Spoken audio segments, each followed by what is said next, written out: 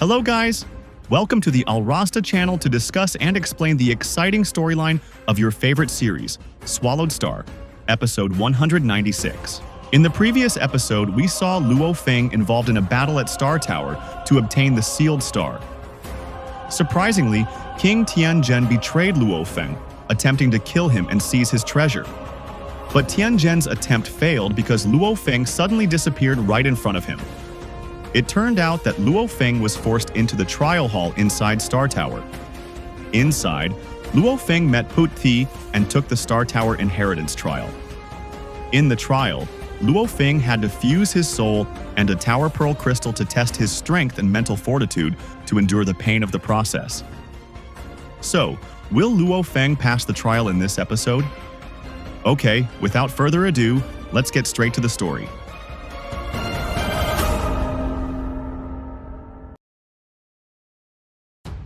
Still inside Star Tower, specifically in the trial hall, where Luo Feng was undergoing a test that required him to endure pain in his soul. And that pain grew stronger with each passing day. Even now, 2,000 years later, the pain Luo Feng was enduring was so strong that it was almost reaching the limit of what he could bear. However, despite this, Luo Feng continued to try to continue what he had started. According to his calculations, Luo Feng had now surpassed the first candidate, who had been able to survive there for more than 2,000 years. Pu Ti admitted that Luo Feng did indeed have a powerful soul, but that was precisely the problem. The stronger a person's soul, the more difficult it was for the Star Tower to recognize its master. In order to find peace from the turmoil he had experienced so far, Luo Feng focused his concentration on understanding the beast god statue in the inner world, and he would continue to use this method in the future. Meanwhile, Luo Feng spent days struggling to endure the pain. Then the scene shifts to a floating city on planet Earth. There we see King Feng Chen, King Jie Li, and King Huang Shi. They are representatives of the Virtual Universe Company who are stationed there as managers, overseeing the air and sea territories that have now been acquired by the Virtual Universe Company. We see King Huang Shi smiling. She looks like a nice woman. Then there is King Feng Chen, who is enjoying the beach atmosphere. Finally, there is King Jie Li, whose face and behavior make him look arrogant and rude. It seems that this alien will cause problems later on.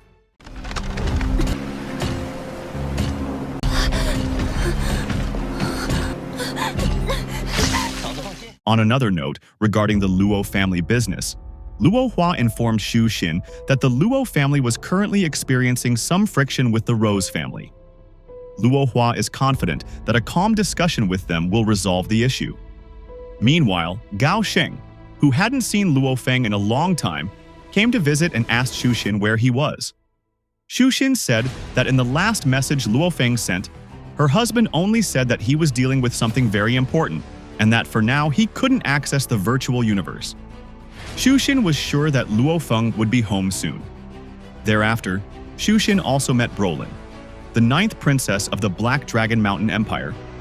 Xu Xin wanted to talk to her because this arrogant girl was the wife of someone from the Rose family, who came from the Jinlan Universe Kingdom, and now she had become the representative of the Rose family, replacing her husband. Brolin clearly intended to use the power of the Rose family to interfere with the Luo family's business. Long story short, 3,200 years had passed, and Luo Feng was still enduring pain that was getting worse every day. Every day, Luo Feng's blood flowed profusely from his body.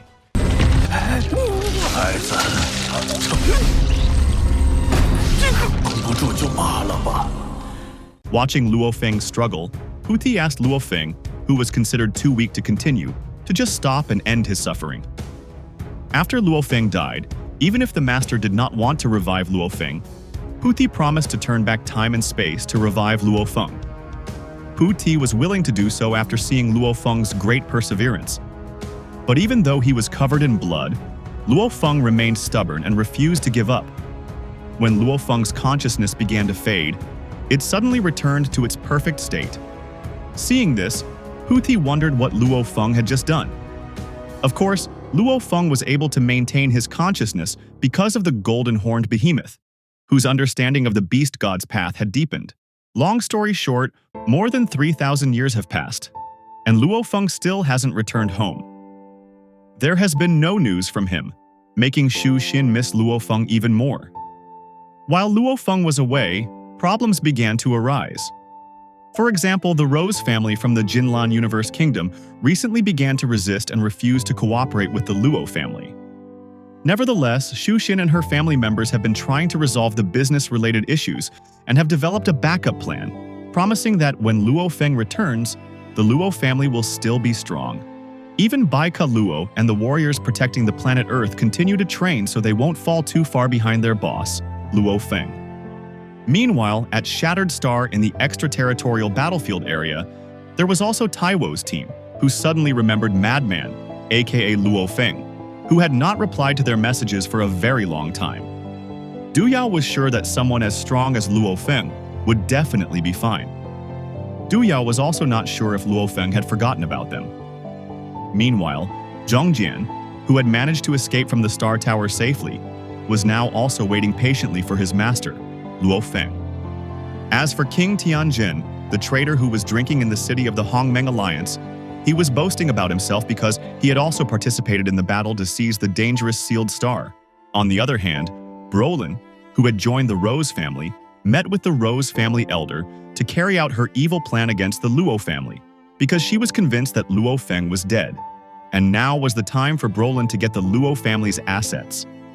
Elsewhere, since Luo Feng had not appeared for thousands of years, the Insect Queen also received a report that Luo Feng, their main target, seemed to have fallen. Meanwhile, Master Zhen Yan also thought that Luo Feng was dead, but in fact, he was not. He was informed by the Chaos City Lord that Luo Feng was still alive, because he could sense Luo Feng's aura of life still inside the Star Tower, in the 7th extraterritorial battlefield. Long story short, 5,000 years had passed in the Star Tower trial hall, and Luo Feng had now far surpassed the second candidate, who had only lasted a little over 3,000 years. Pu Ti, who was worried about Luo Feng, began to question how long the process would actually take for the Star Tower to recognize its master. The increasing pain made Luo Feng scream incessantly. However, that still hasn't made Luo Feng give up.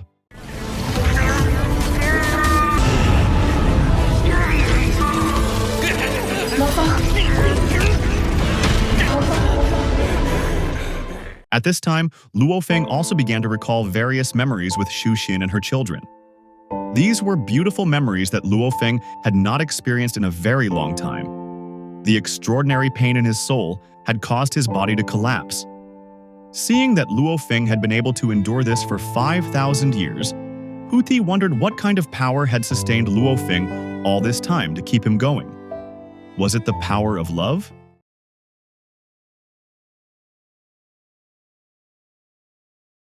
6,000 years have passed. During this time, Luo Feng missed his family very much and wanted to see them again. If we calculate, Luo Feng has lived for 4,000 years. Add to that the 6,000 years he spent in the Star Tower trial hall, and now he has lived for 10,000 years. Although 10,000 years may seem like a long time, in the universe that age is still regarded as youthful. Meanwhile, he continues to endure deep pain in his soul, causing it to begin shattering into pieces. The current Luo Feng is still alive but dead, like a person who has lost his mind. According to Pu Ti, it is possible that even Luo Feng will not be able to pass this inheritance trial.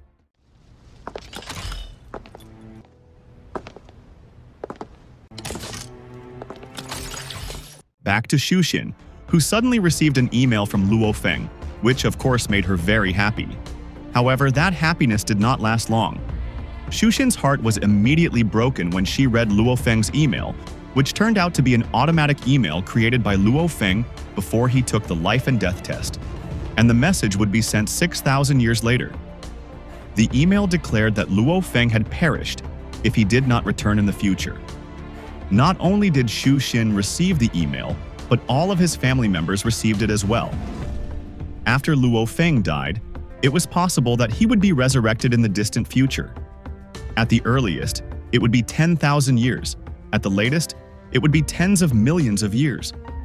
Even if he was resurrected, Luo Feng didn't know if he would be able to meet Xu Xin again.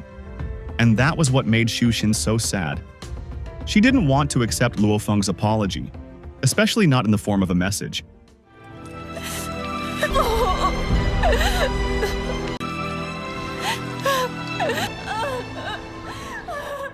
The Luo family gathered and mourned after receiving Luo Feng's email.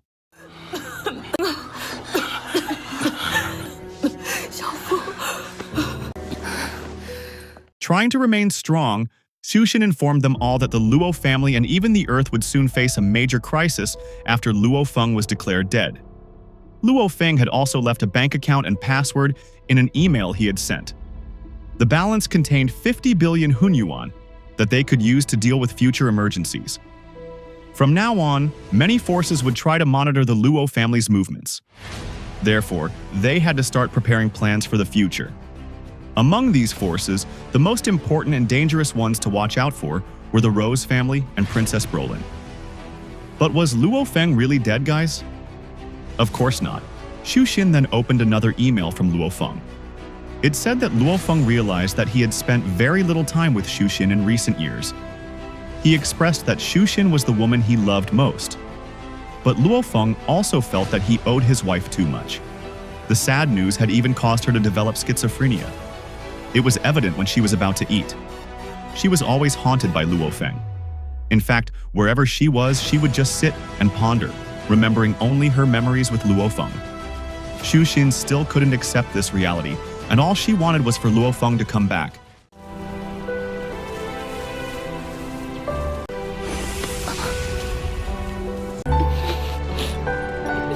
On the other hand, Luo Feng was also thinking that he must not give up.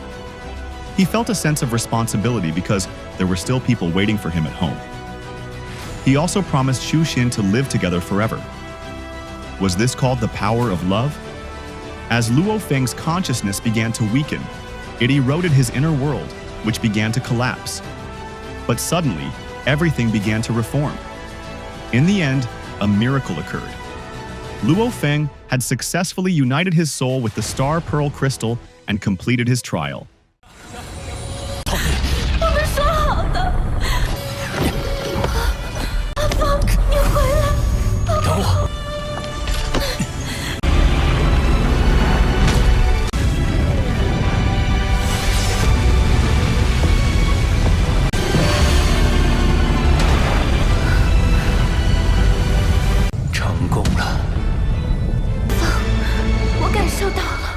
At the same time, the area outside Star Tower began to be enveloped by blue energy. The warriors who were inside the forbidden space saw various strange phenomena appear. In addition to experiencing a major shock, various natural disasters also appeared in each forbidden space. It was a warning that Star Tower now had a master, and Star Tower now belonged to Luo Feng, who had successfully passed a life and death test that had taken so much time. After opening his eyes, he immediately fell asleep.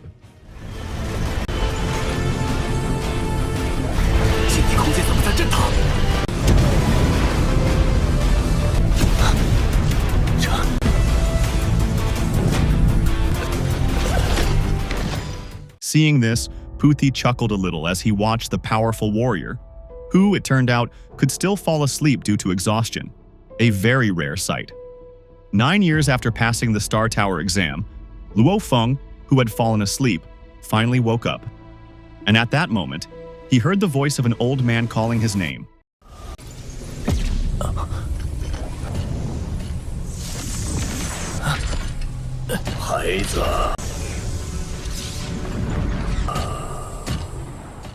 Following the source of the voice, Luo Feng traversed various dimensions and entered numerous universes.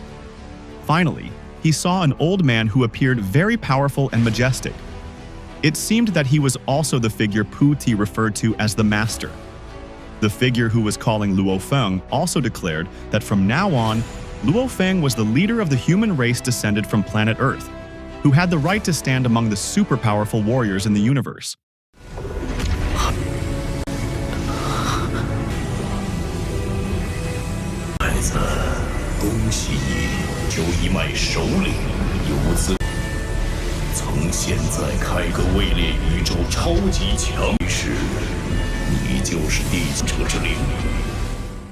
Luo Feng could sense that the aura of life emanating from the old man did not make him feel oppressed, and Luo Feng's body was currently being bathed in very comfortable sunlight. Even so, the old man's aura, was enough to render Luo Feng's power useless.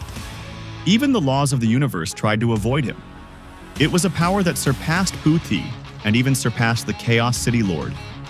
Luo Feng, who was very excited, immediately asked if the old man was the creator of the Flame God race and the descendants of planet Earth. In fact, no one knew the real name of this old man. But because he often meditated on the peaks of many mountains in the universe, people began to call him Zhoushan Ke, meaning mountain-sitting guest. He declared that Luo Feng had now passed the Star Tower inheritance test and become his last disciple.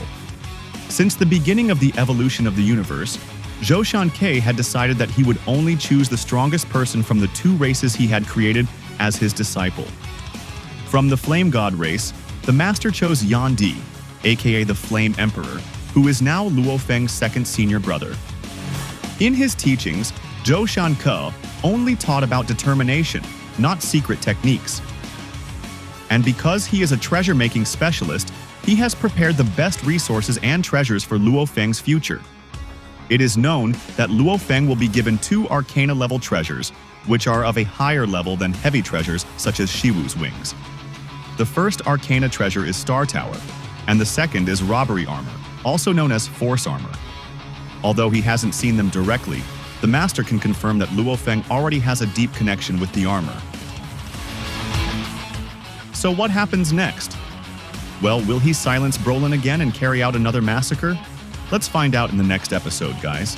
Okay, thank you for watching until the end, and don't forget to support this channel with likes, subscribe, and comments. That's all from me. Bye. 如今一物体只差最后就形成化成降龙年此间之事隐蔽了。这是最后一天。姐，这是个种种运动，算是挂分了。罗夫人，